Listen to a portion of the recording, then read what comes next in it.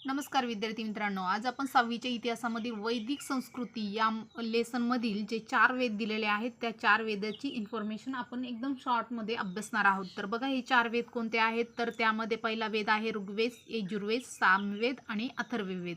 वेदांनाच संहिता सुद्धा म्हणतात आणि विद म्हणजे जाणणे किंवा ज्ञान, हे लक्षात ठेवायचं आहे. आणि वेदांची श्रुती असे सुद्धा म्हणतात.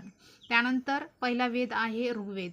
ऋचांनी बनलेला वेद म्हणजेच ऋग्वेद होय. ऋचा म्हणजेच ऋस्तुती करण्यासाठी रचलेले पद्य. अनेक ऋचा एकत्र गुंफून एखाद्या देवतेची स्तुती करण्यासाठी तयार केलेल्या काव्याला सूक्त असे म्हणतात.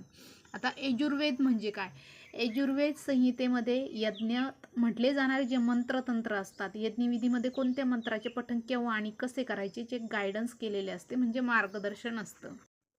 सामवेद, तालासुरात मंत्र गायन केले जाते. ते गायन कसे करावे याचे मार्गदर्शन सामवेदामध्ये दिले जाते.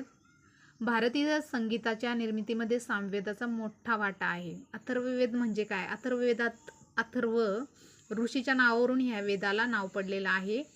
त्यानंतर माणसाच्या दैनंदिन आयुष्यामधील काही संकट दुःखावर मात करण्यासाठी जे उपाययोजना केलेल्या असतात त्या अथर्ववेदात असतात. त्यानंतर औषधी वनस्पतीची माहितीही त्या वेदात दिलेली असते. त्यानंतर राजाने राज्य कसं करावं याचं मार्गदर्शन सुद्धा अथर्ववेदात दिलेलं